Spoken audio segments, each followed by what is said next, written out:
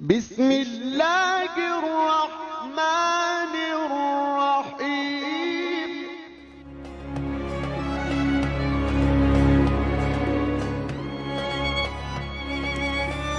Assalamualaikum warahmatullahi wabarakatuh. Bismillahirrahmanirrahim. Wassalatu wassalamu ala asrafil anbiya'i wal mursalin habibina wa maulana Muhammadin sallallahu alaihi wasallam wa ala alihi wa ashabihi wa man tabi'ahum bi ihsanin ila yaumiddin. Asyhadu an la ilaha illallah wahdahu la syarikalah syahadatan tunji qailaha min azabin nar wa asyhadu anna Muhammadan abduhu la nabiyya ba'dah wa la rasula ba'dah. Faqala ta'ala fi kitabil karim wa astaqul qailin a'udzu billahi minasyaitonir rajim. Bismillahirrahmanirrahim. Fadzakir fa inna dzikra tanfa'ul mu'minin. Hadal muhtaramin, para ibu-ibu jamaah Masjid Al-Amin rahimakumullah. Sareng-sareng bersyukur dateng ngarsan Allah Subhanahu wa taala bilih wonten sonten menika saged rawuh hadir di majelis ilmu dalam rangka untuk silaturahim, saling berwasiat, thalabul ilmi. Tentu kita berharap mudah-mudahan majelis kita ini menjadi majelis yang penuh berkah dan insya Allah menambah amal soleh kita, sehingga kelak fi yaumil akhir menambah berat timbangan amal soleh kita. Allahumma amin. Jamaah rahimakumullah. Hari ini kita akan sama-sama belajar tentang hadis Nabi yang berbunyi la yamutun ahadum illa bi husnidhani ta'ala. Janganlah engkau itu mati kecuali selalu berhusnudzon, berbaik sangka kepada Allah Subhanahu wa taala. Jadi jamaah, hukumnya berbaik sangka kepada Allah itu wajib, fardu ain. Jadi kita semua ini wajib berbaik sangka kepada Allah Subhanahu wa taala. Kadang dalam kehidupan kita ini ada sesuatu yang kita ini inginkan tapi ternyata belum bisa kita wujudkan. Ada sesuatu yang kita inginkan nyaman tapi ternyata pahit rasanya.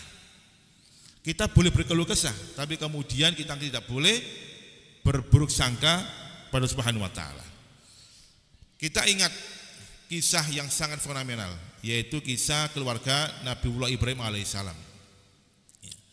Ketika Nabi Ibrahim dan Hajar mendapatkan seorang bayi bernama Ismail, ternyata tiba-tiba Allah Subhanahu wa taala memerintahkan kepada Nabiullah Ibrahim tanpa sepengetahuan sang istri untuk membawa anaknya ke sebuah lembah Bakah. Lembah Bakah itu Makkah. Kenapa kok Bakah? Bakah itu artinya bakaya beki menangis. Ya, artinya orang itu kalau sudah sampai ke Mekah pasti dia menangis. Ya, lembah Bakah, lembah yang sangat kering, tidak berpenghuni dan tandus. Nabiullah Ibrahim membawa istri dan anaknya ke lembah itu, menaruhnya di tempat itu, ditinggal sendirian mereka berdua. Beliau meninggalkan tanpa menoleh ke belakang. Ditanya oleh Hajar, ya Ibrahim, adakah seseorang yang kau berikan amanah untuk merawat kami? Atau adakah orang yang engkau berikan amanah untuk menitipkan kami? Tidak, Ibrahim jawab sama sekali. Hingga sampai kemudian Hajar bin mengatakan, ya Ibrahim, apakah ini perintah Allah Subhanahu wa taala kepada engkau? Baru kemudian Nabi Ibrahim menoleh ke belakang, ya ini perintah Allah kepada aku untuk melaksanakan ini. Apa pernyataan sang istri yang soleha ini? Dia mengatakan, ya Ibrahim, kalau itu perintah Allah aku percaya, tidak akan ada yang sia-sia. Ibrahim pun dengan berat hati meninggalkan dua kekasihnya, sang istri tercinta dan anak yang ditunggu-tunggu lama. Ketika sampai di atas bukit, Ibrahim pun berdoa, dan doa Ibrahim ini Allah abadikan dalam surat Ibrahim ya, ayat 37. Apa doa Ibrahim? Rabbana inni askantu min dzurriyyati bizar'in biwadin ghairi zar'in inda baitikal muharram. Ya Tuhan kami, aku meninggalkan keturunanku, yaitu Ismail dan tentu sang istri, di sebuah lembah yang kering, biwadin, sebuah lembah yang kering, ghairu zar'in, tidak ada tumbuhan sama sekali. Inda baitikal muharram, dekat dengan rumahmu. Rabbana liyuqimut shalah, ya Allah, ya Tuhan kami, untuk mereka kami tinggalkan untuk menegakkan sholat. Kemudian Nabi Ibrahim pun berdoa, faj'al af'idatan minan nas tahwi ilaihim, ya Allah, jadikanlah hati-hati manusia kelak condong kepada mereka, ke tempat ini. Warzuqhum minas samaratil alam yaskurun, dan berikan mereka rezeki agar mereka itu bersyukur. Ya, jamaah rahimakumullah. Coba kita lihat, ya, doa Nabi Ibrahim dikabulkan oleh Allah Subhanahu wa taala. Nabi Ibrahim mengatakan, inda baitikal muharram, aku tinggalkan anak keturunanku ini dekat dengan rumahmu.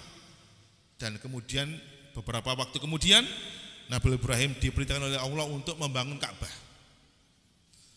Tahwi ilaihim, jadi manusia itu condong kepada mereka. Sekarang siapapun akan rindu kepada Baitullah, Makkahul Mukarramah atau Ka'bah. Semuanya rindu ke sana. Nah, ternyata jamaah rahimakumullah, setelah dua hamba Allah ditinggal, beberapa sahabat kemudian, Hajar tidaklah membawa bekal kecuali hanya sekantong air minum. Dan itu pun hampir habis. Dan ketika habis, Ismail yang kecil itu meronta-ronta, menangis dan kehausan. Bingung ini Hajar ini. Akhirnya dia melihat ke arah kanan, nampak sebuah bukit, namanya Bukit Sofa. Koyok-koyoi ono banyu nih, ada orang di sana. Dikejar itu, gak ada. Di bukit sebelah kiri, Bukit Marwah, kelihatan ada orang. Dia mau minta air, dikejar lagi, enggak ada, sampai 7 kali. Hingga kemudian nampak dari bawah kaki Ismail yang bayi itu sesuatu yang memancar, yaitu air. Singkat cerita, ya, kata Rasulullah, untung saja Hajar ketika itu mengumpulkan air dengan membuat galian. Kalau seandainya Hajar tidak mengumpulkan air, airnya itu dibiarkan saja, maka dia akan mengalir seperti sungai, sebagaimana yang diriwayatkan oleh Imam Muslim dalam sahihnya itu.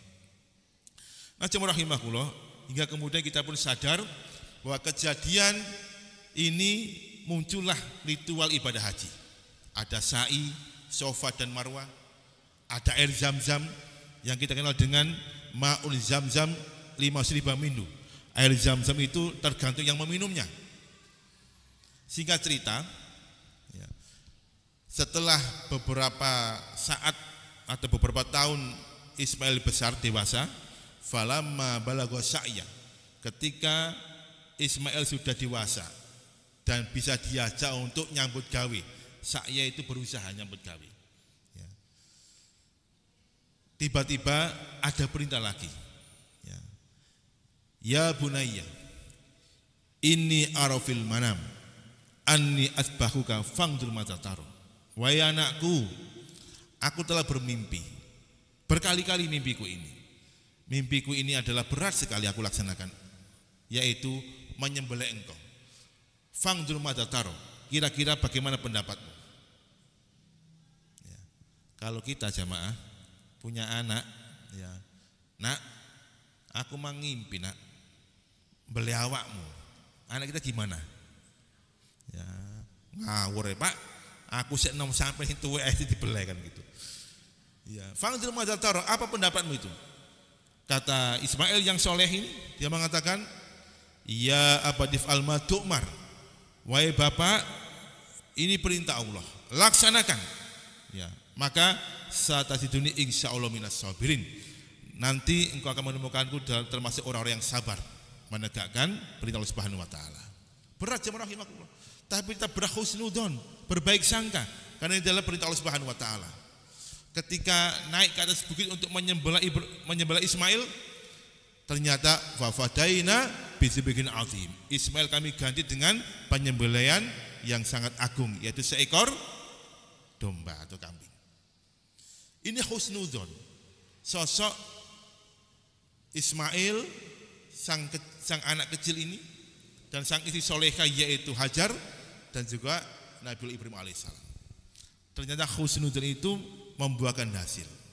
Maka jemaah rahimakumullah, kalau kita ini mendapatkan berbagai macam problematika dalam kehidupan ini, kadang-kadang kita ini berpikir, ya Rob, dalam ini sampun sholat tepat pada waktunya, nggak pernah bolong, berdoa pun juga Masya Allah, kami melaksanakan dengan kontinu tanpa putus asa, sedekah pun juga kami laksanakan ya Allah, ya kan? Tetapi kenapa ujian dalam kehidupan kami tetap datang bertubi-tubi? Ya. Akhirnya kemudian kalau kita tidak istiqomah dengan keimanan kita dan berhusnudzon, kita bisa putus asa, jatuh dalam futur. Ya. Maka jemaah rahimahullah, ada satu hadis yang bisa bikin kita ini semangat dalam menghadapi hidup ini. Hadis riwayat Imam Bukhari dari sahabat Abu Hurairah. Ada seorang sahabat bertanya, ya Rasulullah, ayun nasi asaddu balaan. Duh Kanjeng Nabi, manusia seperti apakah yang paling dahsyat ujiannya itu, yang paling hebat ujiannya itu? Maka Rasul bersabda, fal anbiya'u sumal amsal sumal amsal. Para nabi yang paling dahsyat ujiannya, kemudian di bawahnya dan di bawahnya. Oh gitu. Lah kita seperti apa ya Rasulullah? Farrajulu ibtala migdaro dinihi. Seseorang itu kata Rasulullah itu diuji tergantung kapasitas agamanya. Fa in kana dinu sulban fastada bala'u. Kalau misalkan agamanya itu kokoh, imannya kuat, istiqomah, maka akan dahsyat balaknya itu. Nah, jemaah rahimakumullah. Ternyata bala itu sejalan dengan iman kita. Kalau iman kita ini kokoh, rajin sedekah, ya, rajin sholat jamaah, qiyamul lail top, silaturahim juga oke, maka bisa jadi Allah akan menambah bala ujian kita. Loh, kenapa demikian? Karena itu bukti cinta Allah kepada hambanya. Aku cinta kepadamu, maka pertanyaannya adalah, cintaku ini bertepuk sebelah tangan apa enggak? Kalau engkau membalas cintaku, maka tetaplah dengan ibadahmu. Tapi kalau enggak, ya berarti cintamu hanya ecek-ecek. Ya. Tahu ecek-ecek Bapak, Ibu? Ya. Innallaha idza ahabba abdau ibtalahu. Gusti Allah itu nalikanya remen cinta kepada hambanya, ibtalahu, maka Allah akan memberikan dia bala, ujian, cobaan untuk ngecek gimana kualitas cinta kita kepada Subhanahu wa taala. Nah, fa in kana fi dinihi riqatan, kalau misalkan agamanya itu belumlah hebat, biasa saja, ya, fabtala migdaro dinihi, maka dia akan diuji sesuai dengan kapasitas agamanya. Ya. Allah Maha tahu tentang itu. Sampai dia itu dapat ujian di dunia ini, hatta yamsil ardi laisa fihi khati'atun. Sampai dia itu berjalan di muka bumi ini tetap dengan ujian dan bala, maka Masya Allah dia akan terbebas dari berbagai macam kesalahan dan dosa. Nah, jemaah rahimakumullah, jadi kalau kita melihat dari hadis ini, ada 3 hikmah ketika kita dapat bala atau ujian. Yang pertama, bahwa bala itu untuk menguji cinta kita kepada Allah Subhanahu wa taala. Jadi Allah cinta kepada kita, maka Allah uji kita. Nah, sekarang pertanyaannya, cinta kita ini tulus apa enggak? Kadang-kadang kan orang kan nek dapat rezeki semangatnya luar biasa. Pengajian istiqomah setiap hari Jumat sore karena dapat nasi kotak, dapat jajan kotak. Tiba-tiba ya gak dapat jajan kotak karena yang bawa jajan itu macet, ya lupa gak buat jajan. Kira-kira ngerudun apa mboten? Teko atuh-atuh ternyata garing, ya, gitu. Ya, ini ujian jemaah rahimakumullah. Nah, ketika kita ini berangkat sholat atau berangkat ngaji, tiba-tiba gerimis, Kiten-kiten gerimis itu menyebabkan kita ini gagal berangkat atau malah semangat berangkat. Nah, itu ujian. Itu ujian. Maka Allah berikan kita ini bala ujian sebagai bukti cinta Allah kepada hambanya. Yang kedua, jamaah rahimakumullah, bahwa ujian itu penghapus dosa-dosa kita. Ya, maka di akhir hadis dikatakan hatta yamshi al ardi ma'alai khoti'ah, sampai dia itu berjalan dari muka bumi maka dia bersih dari berbagai macam dosa. Udah enggak ada. Karena apa? Dia selalu dapat ujian dan dia bersabar. Itu yang kedua. Makanya bersyukurlah kalau kita dapat ujian. Oh masya Allah, ini penghapus dosa. Karena bisa jadi ada dosa itu yang kita lakukan belum Allah hapus kecuali dengan ujian dan kesabaran kita. Nah, yang ketiga, jamaah rahimakumullah, bahwa ujian itu adalah penyempurna agama kita, penyempurna din kita. Jadi dengan ujian itu maka sempurnalah agama kita ini. Maka kalau kita lihat orang menikah itu, ya, orang menikah itu kan menyempurnakan separuh agamanya, ya kan? Ya, iza tazawadal abdu faqad istakmala nisfa dini. Kalau seorang hamba itu menikah, maka dia telah menyempurnakan separuh agamanya. Falyattaqillaha binisfi. Kemudian yang separuhnya itu hendaknya dia bertakwa kepada Allah Subhanahu wa taala. Dan ketika kita bertakwa itu banyak ujian, banyak bala, banyak rintangan. Dan itu membuktikan sempurnanya agama kita. Makanya tadi dikatakan kalau agamanya dia kuat, maka istada bala'u, balaknya akan semakin dahsyat. Tapi kalau agamanya itu biasa-biasa mawon, maka Allah pun juga akan mengujinya dengan biasa-biasa mawon. Ini jamaah rahimakumullah. Maka optimis, kalau ada ujian, ada bala, sudahlah berhusnudon, berbaik sangka kepada Allah Subhanahu wa taala. Dan kadang-kadang kita ini kenapa berkeluh kesah? Karena sawang sinawang. Sawang sinawang. Enak sampean. Ya, enak iko. Padahal semuanya dapat ujian. Dapat bala.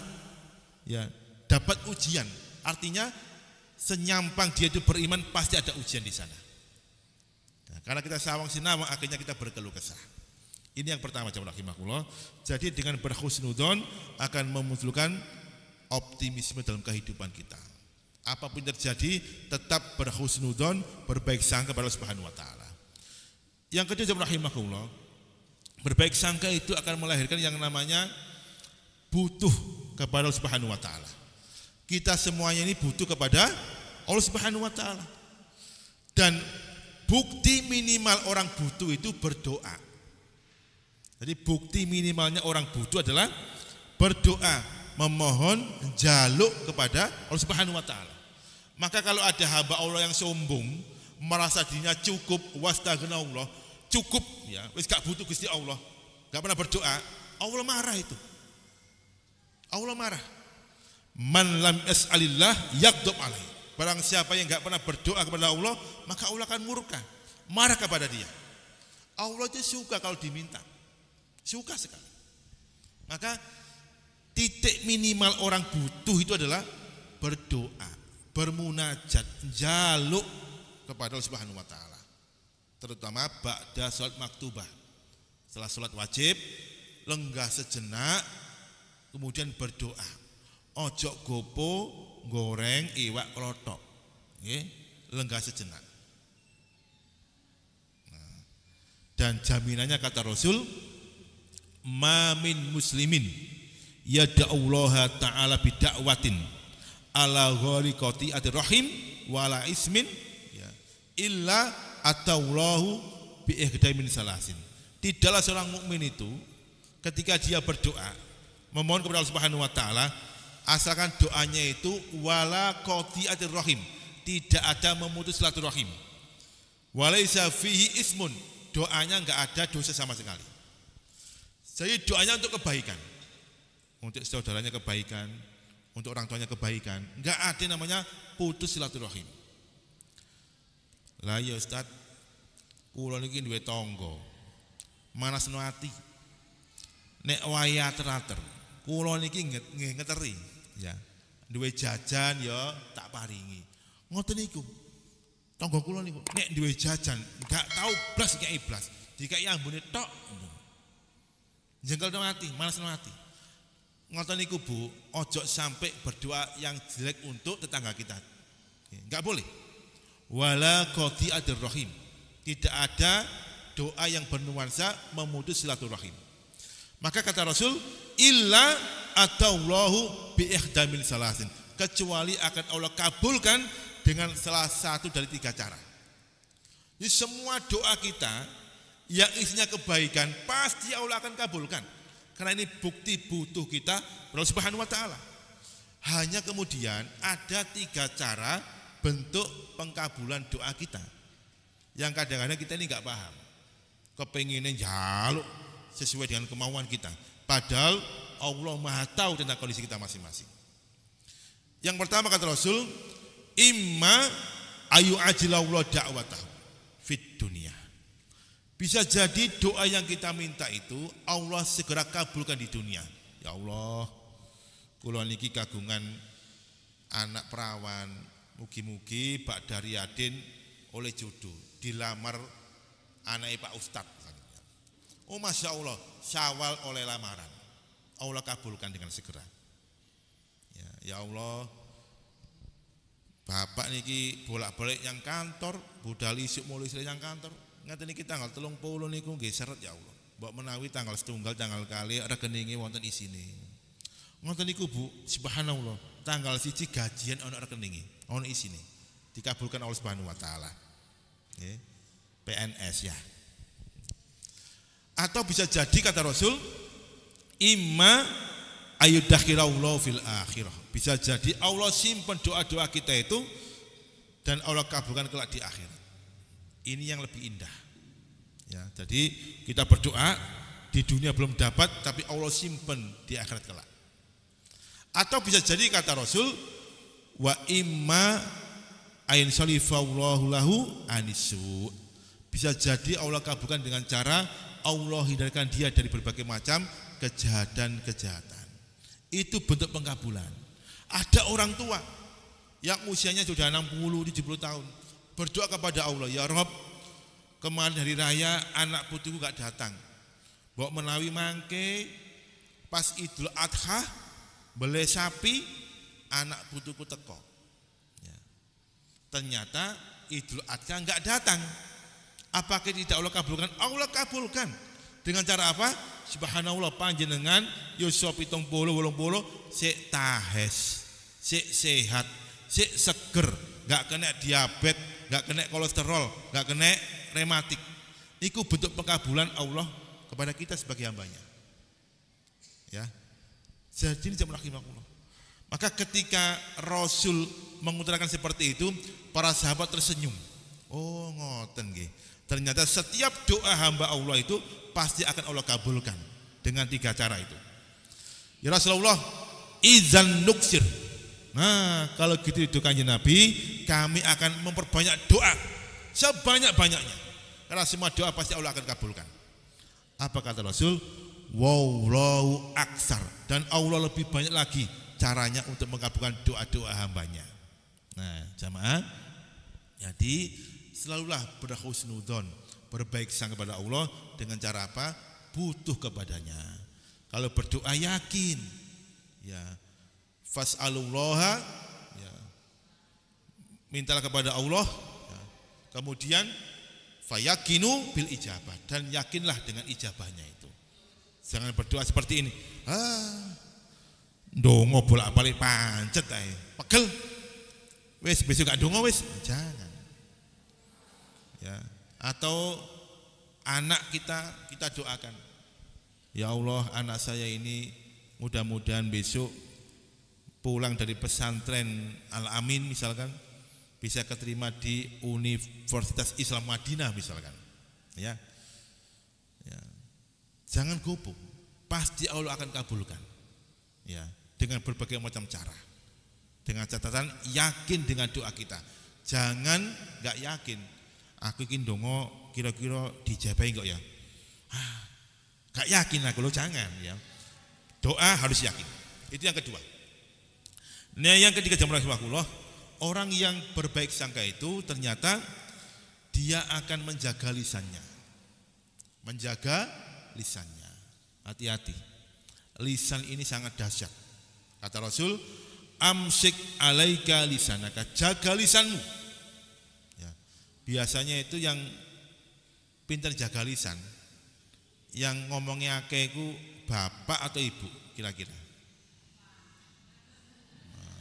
Iya, kalau bapak ya, lambe lanang gitu ya.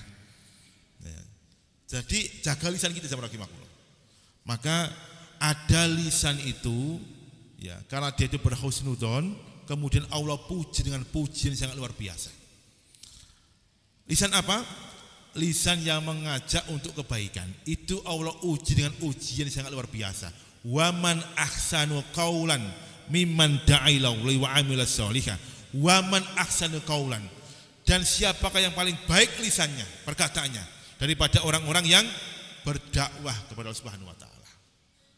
Nah, ini tadi di khutbah saya angkat ini temanya. Akhir-akhir ini kan kita dapat berita yang sangat luar biasa. Di dalam sisi agama ada berita Al-Zaitun gitu, yang luar biasa dahsyatnya kesesatannya itu. Zaitun itu sesat itu Bapak Ibu. MUI sudah memfatwakan dia sesat, tapi karena dekengannya kuat sulit untuk dibubarkan. Kemudian ada berita grup musik namanya siapa? Coldplay, ya kan ya? Grup musik Coldplay dari Amerika itu. Sebenarnya jamaah rahimakumullah, Indonesia ini udah berkali-kali mengundang kelompok musik. Pernah mengundang Mick Jagger dengan Rolling Stone-nya, pernah mengundang Bon Jovi, pernah mengundang Michael Jackson, ya, pernah mengundang Madonna, ya, Lady Gaga, pemenang, ya, wis macam-macam, ya. Inul Daratista juga pernah diundang, ya. Terakhir besok mengundang Messi dan Argentinanya, nggak ada masalah, ya. Karena apa? Karena mereka murni nyanyi, nggak ada masalah. Tapi ketika Coldplay itu bermasalahnya luar biasa. Kenapa demikian? Karena Coldplay ini kemana-mana menjajakan LGBT, mengkampanyekan LGBT dengan membawa bendera, dengan syair-syairnya, dengan ajakan-ajakannya, sehingga dikhawatirkan nanti ketika dia masuk ke sana, udah tekan kontrak, dia mengingkari janjinya dan menjadi ajang, ya, bertemunya orang-orang LGBT. Di negeri kita ini jamaah rahimakumullah, yang konon muslim yang terbesar sedunia, itu tren LGBT-nya naik setiap tahun. Di Mojokerto itu naik, ya, setiap tahun naik. Dan saya tahu betul tempat-tempatnya itu, karena dulu istri saya itu pernah mau meneliti tentang kelakuan seks menyimpang anak-anak muda di Mojokerto, ya. Sehingga saya tahu betul tempat-tempatnya di mana. LGBT ini sudah bahaya sekali. Nah, kita ini jamaah rahimakumullah kalau tidak mampu menjaga lisan dengan berdakwah, masya Allah, bapak wis rusak-rusak, yang penting aku nggak rusak, nggak boleh, ya. Kalau ada yang ada kemungkaran, segera kita rubah, kita ajak dalam kebaikan. Kalau kita diam saja, dosa kita ini. Jangan ngertos berapa tiket VIP LGBT itu atau konser Coldplay itu? 11 juta, sudah sold out, sudah laku keras. Padahal mainnya Bapak Ibu bulan November. Jadi tiketnya sudah habis, mainnya bulan November. Luar biasa ini, ya, masya Allah. Ada apa negeri kita ini jamaah rahimakumullah, ya. Orang-orang LGBT itu sudah marak sekali. Maka kita wajib untuk berdakwah, menegakkan amar ma'ruf nahi munkar. Kalau kita diam saja, maka kita akan dapat teguran dari Allah Subhanahu wa taala. Kata Allah, fa in tatawallau yastabdil qauman ghayrakum tsumma la yakun amsalakum. Fa in tatawallau, kalau kamu itu berpaling, enggak mau tahu, sing penting aku ngaji, bah tonggoku rusak bangga selesai, aku ngaji, menting awake dhewe. Jangan. Ajak ngaji, ajak sama-sama ke majelis taklim kita. Enggak mau Ustaz, enggak mau, ya sudah, yang penting udah kita ajak, ya. Kalau kita enggak mau ajak, ananiyah, individualisme, mementingkan awake dhewe, tatawallau berpaling, yastabdil qauman ghairakum summa liyakun amsalakum. Maka Allah akan mengganti kamu dengan kaum yang lebih baik lagi. Dan kaum itu tidak seperti kamu. Nah itu jamaah rahimahullah. Pertanyaannya adalah kita nanti siap menjadi kaum pengganti atau kaum yang diganti? Itu aja. Kalau kita menjadi kaum pengganti, ayo kita tegakkan amar ma'ruf nahi mungkar, berdakwah kemanapun kita berada. Capek Ustaz, ngejak iku capek, ngejak ngaji, ngundang wong 100 sing teko gur pira, Bu? Ya, 10. Jajan itu rake, ya alhamdulillah, enggak apa-apa capek. Jenengan capek berdakwah, capek ngajak orang dalam kebaikan, jangan disangka mereka itu jamaah ahlul batil podo pegeli. Sama-sama capeknya. Jenengan capek buat undangan, buat jajan, urunan, infak, sedekah, masang baleho. Waktu kita korbankan untuk organisasi kita misalkan, dana kita ikhlaskan, bahkan nyawa kita setorkan untuk dakwah ini. Jangan bayangkan mereka enggak capek, sama-sama capeknya. Allah katakan dalam surat Ali Imran, Bismillahirrahmanirrahim, fa in ta'lamu fa innahum ya'lamuna kama ta'lamun tarjuna minal ma la yarjun. Fa in ta'lamu, pakai hamzah, fa in ta'lamu, kalau kamu itu merasa sakit, capek, nelongso, tenaga semuanya kita serahkan, harta wis gak eman-eman, sedekah infak, capek. Fa innahum ya'lamuna kama ta'lamun, mereka itu jamaah ahlul batil podo-podo capeknya sebagaimana kamu juga capek. Jadi podo-podo bondone, ya, podo-podo nguras tenaga. Ya, hanya bedanya tarjuna minallahi ma la yarjun. Engkau capek itu mengharapkan ridha Allah Subhanahu wa taala, sedangkan mereka tidak. Nah, jadi amsik alaika lisanaka, jaga lisan. Kalau lisan kita ingin yang terbaik, ayo kita beramar ma'ruf nahi mungkar. Ya, bisa dengan lisan. Kula mboten saged wincantenan sing saya Ustaz. Mboten saged ngaos, mboten saged tutur-tutur. Nggih pun ana pesan tausiah WA kirim. Ono undangan ngaji kirim. Ono ngaji lho di Al Amin Masjid. Nah, sapa sing ceramah Ustaz Nasir Mojokerto. Oh iya, nah gitu. Ini cuma rahimakumullah.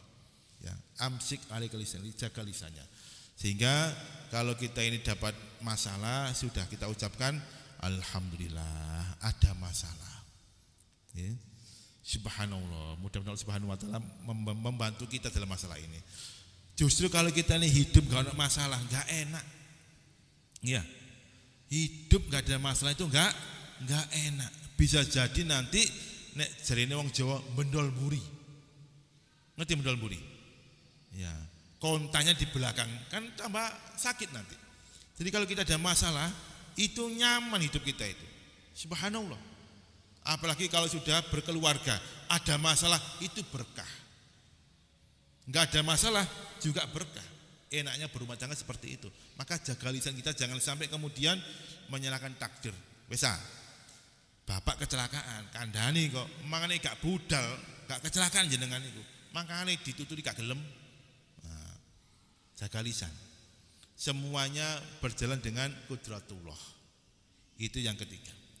Yang keempat, jamaah rahimakumullah, orang yang optimis, berbaik sangka itu dia akan selalu banyak mawas diri, introspeksi, banyak-banyak beristighfar, memohon ampun kepada Subhanahu wa taala, banyak bertaubat. Karena sesungguhnya kita ini hamba Allah yang sangat lemah, sehingga sulit ya untuk bisa selalu berbuat baik terus. Pasti akan jatuh di tengah karena ada godaan yang selalu menghalangi kita. Inna syaitona qa'ada li badani adama ala kulli atruka. Setan itu akan selalu mengganggu anak Adam dengan berbagai macam cara. Nek cara A enggak bisa, pakai cara B. Cara B enggak bisa, pakai cara C. Terus menggoda Bani Adam. Puncaknya ketika anak Adam itu sakit. Jadi kalau kita sakit ini jamaah rahimakumullah, baik sakit fisik maupun non fisik, di antara penyebabnya adalah setan. Gangguannya setan. Karena setan mengendaki manusia itu lemah, dhaaf dan malas kaslan. Orang itu kalau sudah sakit, malas berangkat ngaji, malas beribadah, aras-arasan. Dan dia lemah, seringkali berkeluh kesah.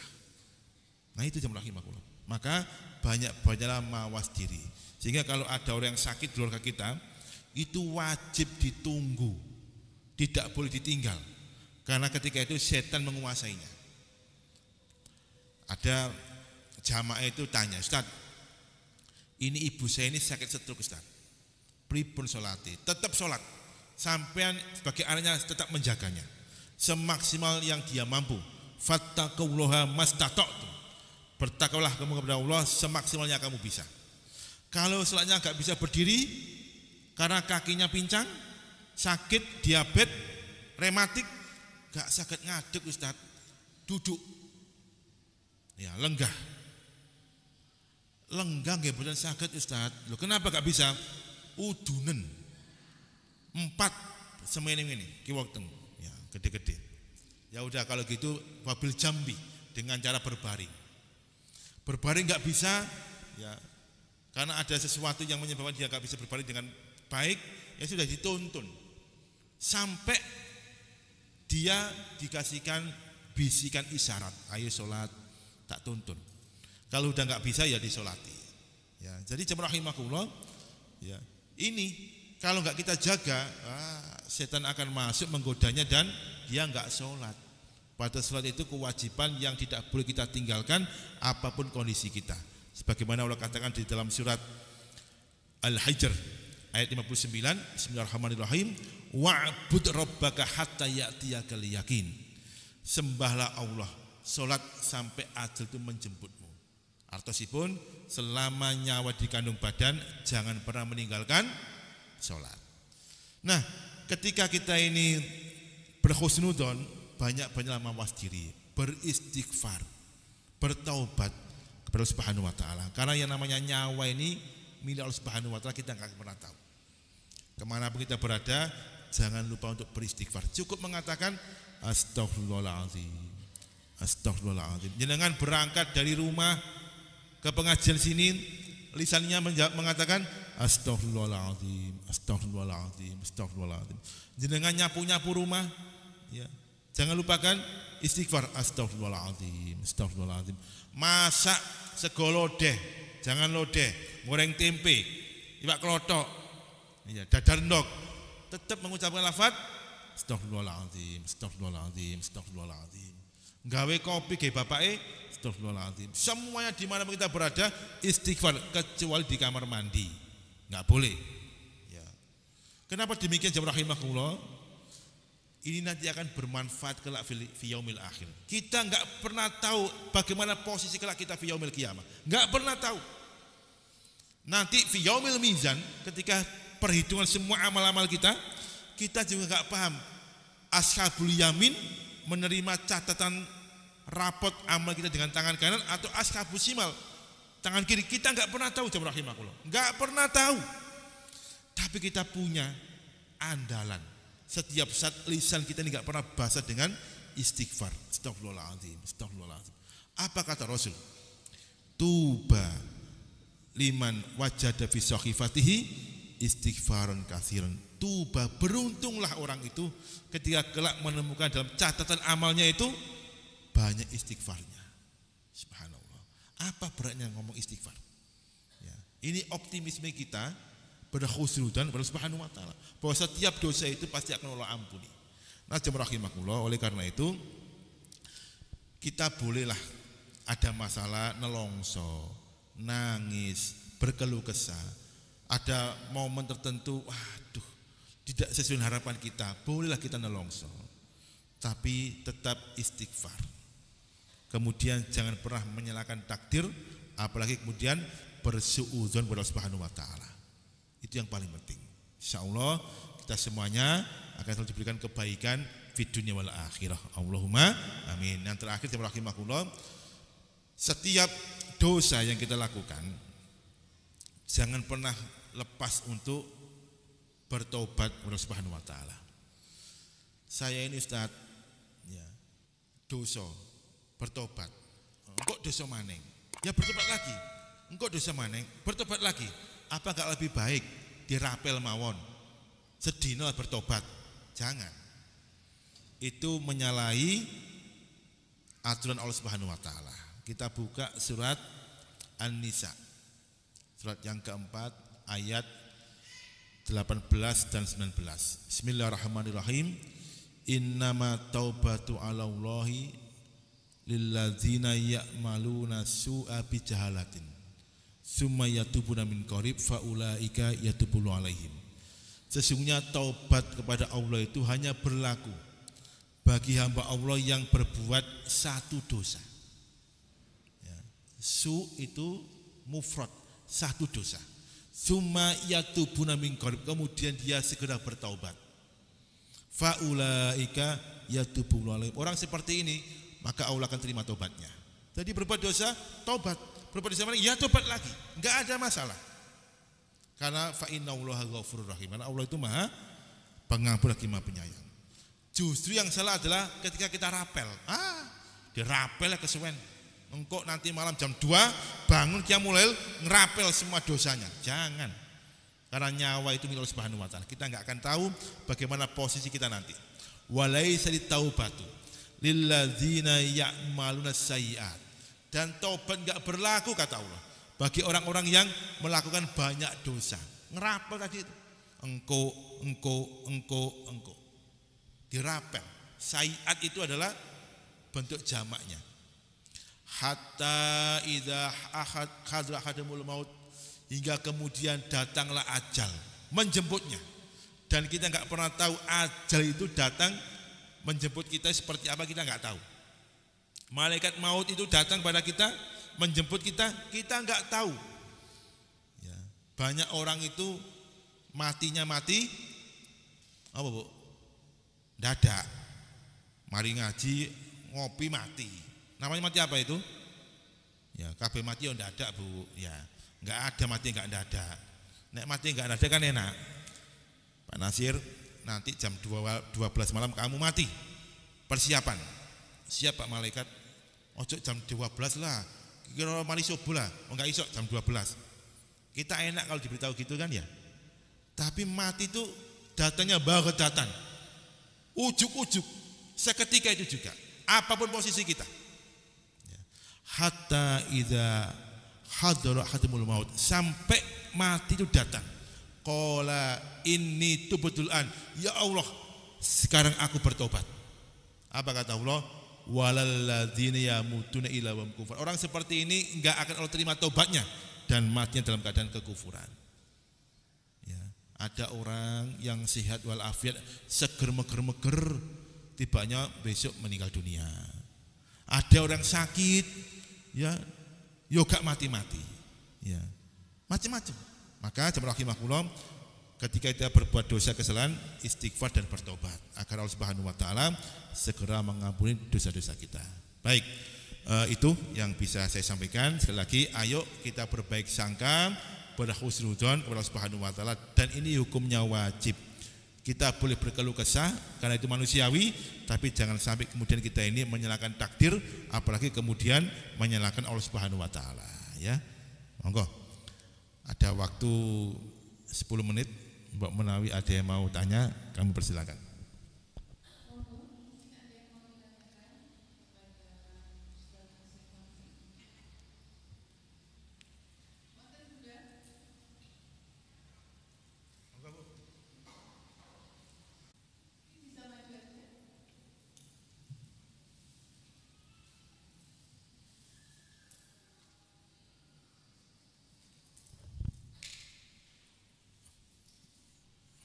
Ada?